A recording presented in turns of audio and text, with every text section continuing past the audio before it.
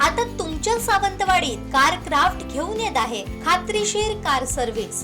Maruti Suzuki car सर्व्हिसिंगचा मुंबई आणि ठाणे येथील 20 वर्षांचा प्रदीर्घ अनुभव आता आपल्या सेवेसाठी सज्ज। पत्ता car craft services private limited, plot number 21, जुना मुंबई गोवा महामार्ग, चितारी हॉस्पिटल जवळ, कोलगाव भोम, सावंतवाडी। आजच अपॉइंटमेंट बुक करा। उपजिल्हा रुग्णालयाच्या रुग्ण कल्याण समिती बैठकीला जिल्हा शल्य चिकित्सक, प्रांताधिकारी, तहसीलदार, मुख्याधिकारी उपस्थित राहत नसतील तर फक्त चहा बिस्किट खाण्यासाठी बैठक आयोजित केली जाते का, असा सवाल रुग्ण कल्याण समितीचे सदस्य, आमदार प्रतिनिधी, नगरसेवक देव्या सूर्याजी, समिती सदस्य रवी जाधव यांनी केलाय। आरोग्यासारख्या गंभीर प्रश्नातील प्रशासकीय अधिकाऱ्यांच्या अनास्थेवर त्यांनी तीव्र नाराजी व्यक्त केली आहे।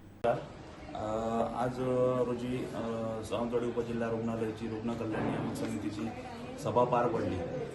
तर या रुग्ण कल्याण नियामक समितीच्या सभेसाठी जो सभेचा अध्यक्ष आहे, जिल्हा शल्य चिकित्सक आणि तहसीलदार आणि प्रांताधिकारी, ही जी महत्त्वाची अधिकारी पद आहेत आणि हे जे या सभेचे अध्यक्ष आहेत, जर सभेला अध्यक्ष हजर नसेल तर मग त्या सभेचा उपयोग काय आहे?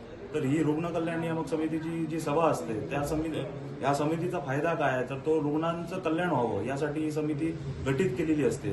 तर या गठीत केलेल्या समितीला तहसीलदार, जिल्हा शल्य चिकित्सक व प्रांताधिकारी हे तिघे कधीच हजर राहत नाहीत। या अगोदर पण जितक्या सभा झाल्या या सभेला एकदाही हे तिने व्यक्ती हजर नव्हत्या। तर ज्या आमच्या समस्या आहेत त्या आम्ही समस्या मांडाव्यात तरी कोणापुढे? आम्ही आज रुग्ण कल्याण नियामक समितीचे सदस्य म्हणून मी आहे, माझ्यासोबत रवी जाधव आहेत। आम्ही नेहमीच ज्या ठिकाणी ज्या आपल्या उपजिल्हा रुग्णालयाच्या ज्या काही समस्या असतात त्या नेहमी या सभेसमोर ठेवत असतो आणि त्याच्यातून मार्ग काढण्याचा प्रयत्न करत असतो। तर यातून जे रुग्णांची जी काय सेवा आहे ती मिळावी यासाठी म्हणून आम्ही नेहमीच या सभेपुढे जे आमचे महत्त्वाचे विषय असतात ते आम्ही ठेवत असतो। तर आजच्या या सभेला सर्वात पहिली प्रथम सभा ज्यावेळी सुरू झाली तर त्यावेळी सर्वप्रथम आम्हाला या सभेचं हार्ड कॉपी लेटर हे आम्हाला मिळालेलं नाहीये। मी आहे रुग्ण कल्याण समितीचा सदस्य, माझ्यासोबत रवी जाधव आहेत, आम्हाला दोघांनाही या सभेचं आमंत्रण मिळालेलं नाही। तरी पण आम्ही वैद्यकीय अधीक्षक डॉक्टर ऐवळे सर यांच्या विनंतीस मान ठेवून आज लोकांच्या रुग्णांच्या सेवेसाठी म्हणून आम्ही आज या ठिकाणी या मीटिंगसाठी हजर राहिलो।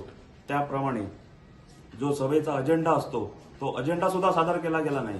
त्यामुळे आम्ही आज आक्रमक भूमिका मांडली की जोपर्यंत या सभेचा अजेंडा या ठिकाणी तुम्ही आम्हाला सादर करत नाहीत, त्याचप्रमाणे आम्हाला जोपर्यंत तुम्ही हार्ड कॉपी देत नाहीत, मागील वर्षाची इतिवृत्त सादर करत नाहीत, तर या पुढची जी सभा होईल त्या सभेचा आम्ही पूर्णपणे त्याग करू आणि त्या सभेला आम्ही हजर राहणार नाही असं आम्ही त्यांना या ठिकाणी सांगितलेलं आहे।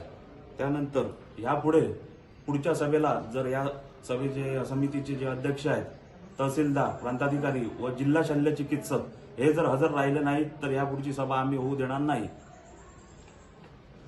सभेमध्ये जे महत्त्वाचे जे मुद्दे आहेत ते आपल्या रुग्ण कल्याण नियामक समितीला जो 1.5 लाखाचा जो निधी असतो तो निधी पूर्णपणे खर्ची घातलेला आहे, त्याबद्दल सर्व माहिती घेऊन पूर्णपणे तो खर्ची घातलेला आहे। तसेच आज सावंतवाडी उपजिल्हा रुग्णालयाला भूलतज्ञांची कमी आहे। गेले 1.5 ते 2 महिने झाले या भूलतज्ञ नसल्यामुळे बऱ्याच रुग्णांची हेळसांड होत आहे आणि बऱ्याच सर्जरीज थांबलेल्या आहेत। तर जोपर्यंत कायमस्वरूपी आपल्याला भूलतज्ञ मिळत नाही, जे पुढाचे जे सध्या दोन भूलतज्ञ काहीतरी सावंतवाडी उपजिल्हा रुग्णालयामध्ये तात्पुरत्या स्वरूपात म्हणून येत आहेत, तर ते कायमस्वरूपी म्हणून या ठिकाणी यावेत व इकडच्या जे रुग्णांची जी अडकलेल्या ज्या सर्जरीज आहेत, जी ऑपरेशन्स आहेत ती पूर्णपणे यशस्वी व्हावीत यासाठी आम्ही शासनाकडे मागणी केलेली आहे की आपल्या सावंतवाडी उपजिल्हा रुग्णालयाला कायमस्वरूपी भूलतज्ञ द्यावा।